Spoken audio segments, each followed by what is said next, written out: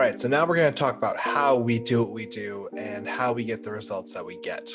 So it doesn't matter if you're going through our Leadership 101 course, it doesn't matter if you're going through our mentorship program, it doesn't matter if you're a business who's working with us to create some type of training for your employees. We follow pretty much the exact same method because this method gets us consistent results, and those results really are fantastic. It's exactly what we're shooting for. So the first step is identifying how you would describe a leader. What are the traits that this person has? What are the skills that they have? What are their priorities? How do they communicate with people? So on and so forth. Everything that you think is important to leadership, we define.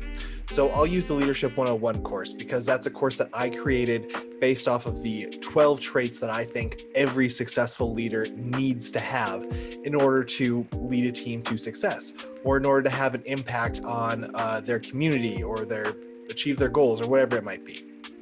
So once we define what you see a true leader as, we break down those definitions to become incredibly simple to explain and incredibly simple to understand. Now, we specifically aim for a description and we use vocabulary that could be understood essentially by a third or fourth grader. Because research shows that when you use language and definitions that can be understood by children, that's basically as close to universal understanding as we can get. If we can use language that can be understood by a third or fourth grader, everyone, adults included, will be able to understand what we mean when we say that someone is trustworthy, when we say someone's responsible, when we say that someone sets the bar. Because when you use those abstract words that a lot of companies use for their core values, like, integrity or persistence or things like that, those words are very abstract, they're subjective. You could ask 100 different people what these words mean, and you will get 100 different answers. And that's not going to create the consistency that you want to see, as well as it might not even get you the result that you want to see, because you could say, persistent, and you could be thinking one thing, but I hear persistence and I think something completely different. So I designed something for this, and it's not at all what you're looking for. So after we define what it is that a leader is to you, we make those definitions as clear and simple to understand as possible. So that's all in step one. So by the time we finish that step, we have a very crystal clear understanding of what you define as a successful leader. This is the goal that we're going to hopefully get people to. Now, after we have that understanding, next we're going to do our research. So this involves us either reading books, we'll listen to keynotes, we'll look up research publications, we'll use everything at our disposal to learn as much as we can about the topics that you've identified are important to your leadership.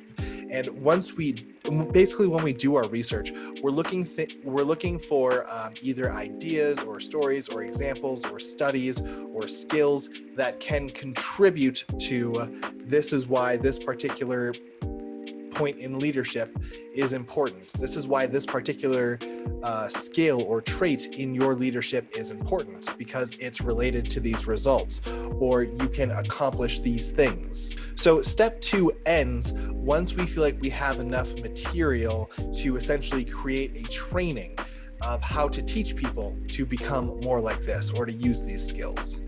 Then step 3 is designing a training. That's where we're taking everything that we discovered in our research phase and we're crafting it into some type of easy to understand training system for your employees or for you or for whoever. Now, when it comes to training, the key difference that defines our type of training and defines our results is that we tailor our training around memory. So what most leadership programs and training programs will do is they'll put you in a course where they'll just talk at you for 5, 6, 7 hours straight. And then your brain, just because this is how the brain works, will remember maybe half of what they've taught you 24 hours after you learned it. And then a week after that, you might remember maybe 10% A month after that, you're going to remember maybe 5%, and that 5% isn't going to be as accurate as you think it is. That's just how memory naturally works. I mean, you can think about yesterday. As of right now, can you remember absolutely everything that you went through yesterday? Everything that you heard, everything that you said, everything that you experienced? No. You can recall probably about half of it, but a vast majority of the details are already gone. Now, let's look at last week, last Monday. How much of last Monday can you remember? I'm guessing probably about 10 to 20%. You remember the important parts, and you remember, the gist of, I went to work, I went to this meeting, I worked on this project, I finished this thing up, and then I went home. That's about 8 hours worth of time. And the only memory you have of it is about 4 to 5, maybe 6 sentences. So again, probably about 10% of what happened last week you can remember today. Now, this is important because the materials that we train people on need to be remembered for the rest of their career. So we design our trainings to make sure that people remember what they are taught. They remember what they were told. They remember the conversations they have, and they remember the skills that they practice. So the way that we do that is we break our training section down into 3 parts. First part is education.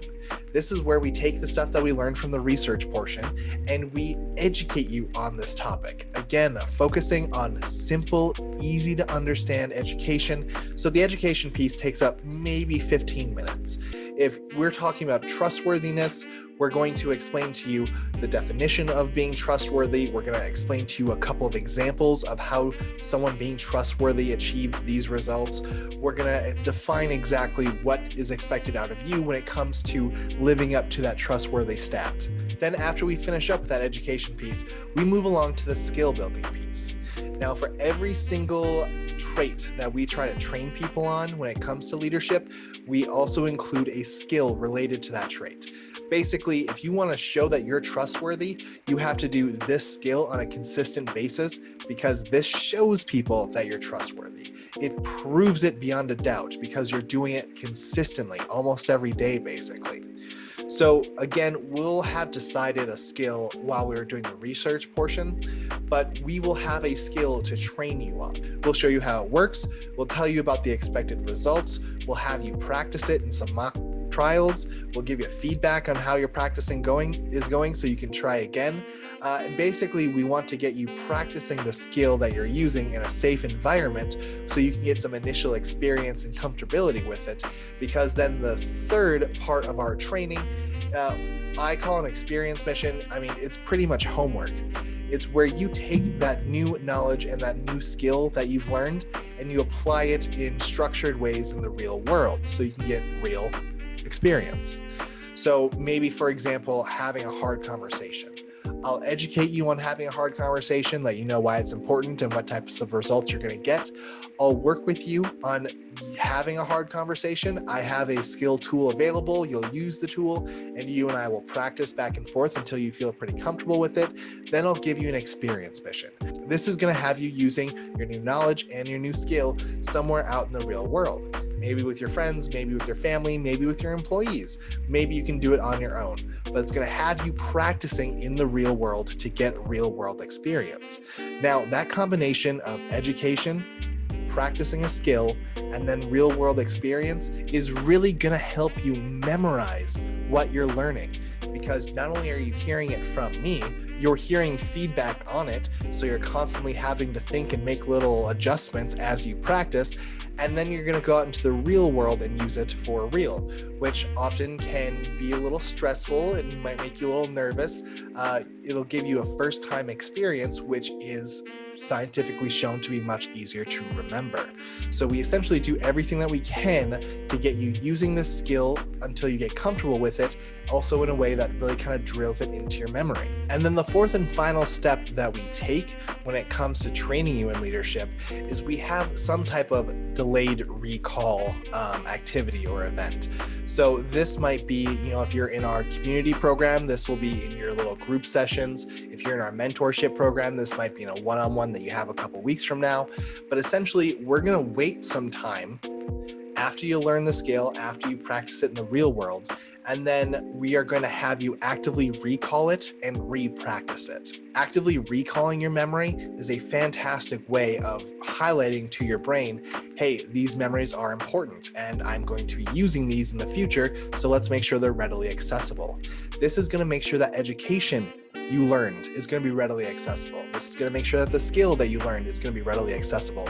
This is going to make sure that the experience you gained by practicing is going to be readily accessible. This is how we develop your skill, and this is how we get results.